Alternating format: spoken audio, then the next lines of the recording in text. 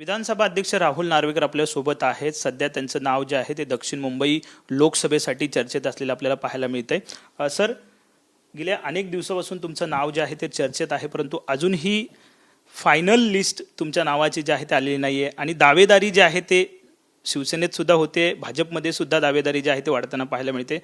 काय एकंदरीत आपण जर बघितलं तर ही निवडणूक महायुतीत आम्ही लढत आहोत आणि महायुतीत जे प्रामुख्याने 3 घटक पक्ष आहेत, भारतीय जनता पार्टी, शिवसेना आणि राष्ट्रवादी काँग्रेस पार्टी, त्यामुळे या सगळ्यांकडेच प्रभावशाली असे उमेदवार आहेत आणि हा जो निर्णय आहे तो निश्चितपणे महायुतीचे नेते घेतील. परंतु जो उमेदवार म्हणून या दक्षिण मुंबईत महायुती देईल त्या उमेदवाराचं काम आम्ही सर्वजण मिळून करू आणि इकडनं महायुतीचा खासदार निवडून येईल एवढं आपल्याला आश्वासित करतो.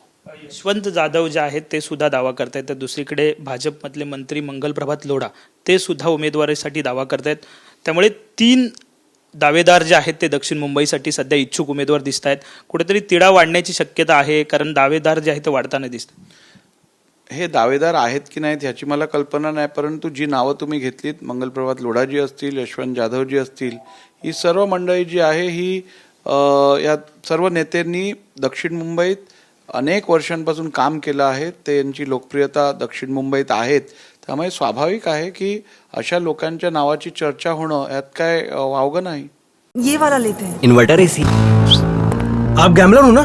गैम्बलर? जुआ खेलते हो ना? तुम जुआ खेलते हो? अरे नहीं, ये तो कुछ भी बोले जा रहे हैं. इतनी महंगी और नाजुक एसी खरीद कर स्टेबलाइजर नहीं लोगे तो ये जुआ नहीं हुआ तो क्या हुआ? सिर्फ एक फ्लक्चुएशन आपके इन्वर्टर एसी के पार्ट्स को डैमेज कर सकता है. उसे वी गार्ड से सुरक्षित रखिए. V guard, India's number 1 stabiliser.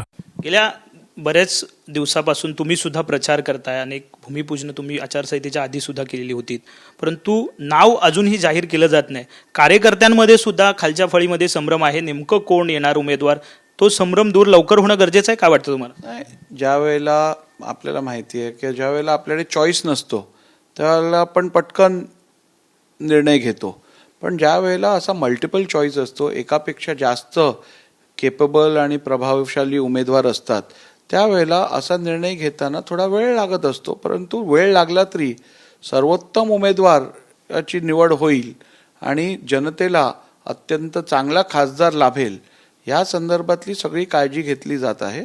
आणि मला वाटतं जो निर्णय महायुतीचे नेते मंडळी घेतील ते सर्वजण आम्ही स्वीकारू आणि इकडनं महायुतीचा उमेदवार निवडून द्यायचा, मोदीजींचे हात बळकट करायचे आणि केंद्रात 400 पार करायचं, हे लक्ष आमच्या समोर आहे, ते आम्ही गाठणार.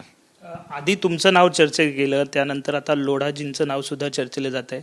त्यामुळे भाजपमध्येच रस्सीखेच पाहायला मिळते. भाजपमध्ये कधीही रस्सीखेच नसते. मी आपल्याला ह्यापूर्वी सांगितलेलं आहे की माझं नाव चर्चेत होतं नव्हतं ह्याची मला कल्पना नाही, पण मी गेले काही महिने महायुतीसाठी इकडे प्रचार करत आहे. मी जे काम करत आहे त्याचा मला वैयक्तिक फायदा होईल न होईल, पण निश्चितपणे त्याचा फायदा महायुतीच्या उमेदवाराला होईल. त्यामुळे मी काम करत आहे या मतदारसंघात आणि काम करत राहीन.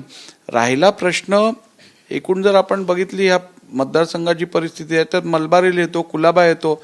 आता मी कुलाब्यातला विद्यमान आमदार आहे, मंगलप्रभात लोढाजी हे मलबार हिलचे विद्यमान आमदार आहेत, आमचे यशवंत जाधवजी भायखळ्यात कार्यरत राहिलेले आहेत, अनेक वर्ष तिकडनं नगरसेवक राहिलेले आहेत, त्यांच्या धर्मपत्नी यामिनीताई या तिकडच्या आमदार आहेत आणि त्यामुळे तिघांचंही ह्या मतदारसंघात चांगलं काम राहिलेलं आहे. जनतेशी नाळ आहे, जनतेशी संपर्क राहिलेला आहे, त्यामुळे तिघांचंही नाव चर्चेत असणं स्वाभाविक आहे. मनसे जे आहे ती महायुती सोबत आलेली आहे. दक्षिण मुंबईचा जर विचार केला तर किती फायदा दक्षिण मुंबईत मनसेचा होऊ शकतो, काय ना? बघा, महाराष्ट्र नवनिर्माण सेना ह्यांचं प्राबल्य मुंबईत किंवा महाराष्ट्रात हे आहे, याबद्दल कुठचा वाद नाही. त्यांना मानणारा एक मतदार वर्ग आहे, त्यांच्या विचारधारेशी निगडीत असणारा एक मतदार वर्ग आहे आणि निश्चितपणे आदरणीय प्रधानमंत्री नरेंद्रजी मोदी यांच्या नेतृत्वावरती विश्वास ठेवत आदरणीय राजसाहेब ठाकरेंनी जो बिनशर्त पाठिंबा महायुतीला जाहीर केला आहे त्यातून महायुतीचं नक्कीच फायदा होईल आणि येणाऱ्या काळात मुंबईतल्या 6च्या 6 जागा असतील अथवा महाराष्ट्रात किमान 45 जागा या महायुतीच्या निवडून येतील आणि ते लक्ष्य गाठण्यासाठी आता मनसेची साथ जी लाभलेली आहे त्यातून हे लक्ष्य गाठणं अधिक सोपं होईल. दक्षिण मुंबईचा तिढा कधीपर्यंत सुटेल काय वाटतं? मला वाटतं दक्षिण मुंबई तिढा नाही आहे, परंतु सगळ्या बाजूचा विचार करून सर्वोत्तम उमेदवार देण्याचा प्रयत्न केला जात आहे आणि मला वाटतं काही दिवसात 1-2-3 दिवसात हा विषय निकालीत निघेल. धन्यवाद सर. साहजिकच आहे राहुल नार्वेकर आपल्या सोबत होते. त्यांनी म्हटलेलं आहे की महायुतीचा कोणी उमेदवार जो असेल त्याला जिंकून देण्याचं काम जे आहे ते आमचं प्रत्येकाचं असेल, त्यामुळे जो निर्णय असेल तो वरिष्ठ पातळीवरती घेतला जाईल. कॅमेरामॅन रोहन पवारसह विनायक डावरुंग, TVNN मराठी, मुंबई.